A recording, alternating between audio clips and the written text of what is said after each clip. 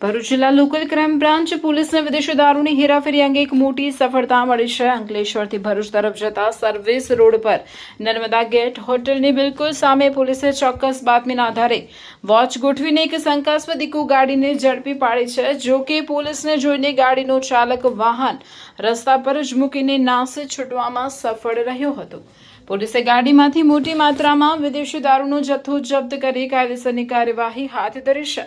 સૂત્રો પાસેથી મળતી માહિતી મુજબ એલસીબી પોલીસને ખાનગી રાહે ચોક્કસ માહિતી મળી હતી કે એક ઇકો ગાડીમાં ગેરકાયદેસર રીતે વિદેશી દારૂનો જથ્થો ભરીને અંકલેશ્વર થઈ ભરૂચ તરફ લઈ જવામાં આવી રહ્યો છે। આ બાતમીના આધારે પોલીસે નર્મદા ગેટ હોટલ સામે સર્વિસ રોડ પર વ્યૂહાત્મક રીતે વોચ ગોઠવી દીધી હતી।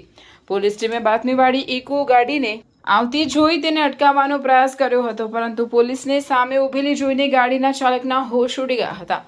પકડાઈ જવાની બીકે ચાલકે સમય સૂચકતા વાપરી ગાડીને સર્વિસ રોડ પર જ ઊભી રાખી દીધી હતી અને અંધારાનો લાભ લઈ કે પોલીસ પકડથી બચવા માટે ગાડી ત્યાં જ મૂકીને પડવારમાં ફરાર થઈ ગયો હતો।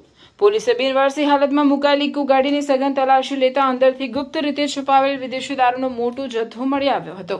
પોલીસે ગાડીમાંથી દારૂની બોટલો કુલ 1032 નંગ કિંમત 2,53,368 અને ઇકો ગાડી કિંમત 2 લાખ, આમ પોલીસે કુલ 4,53,368 નો મુદ્દામાલ જપ્ત કર્યો છે। હાલ પોલીસે દારૂ અને વાહન કબજે કરીને ફરાર થઈ ગયેલા ગાડીના ચાલક વિરુદ્ધ પ્રોહિબિશન એક્ટ હેઠળ ગુનો નોંધી તેને પકડવાના ચક્રો ગતિમાન કર્યા છે।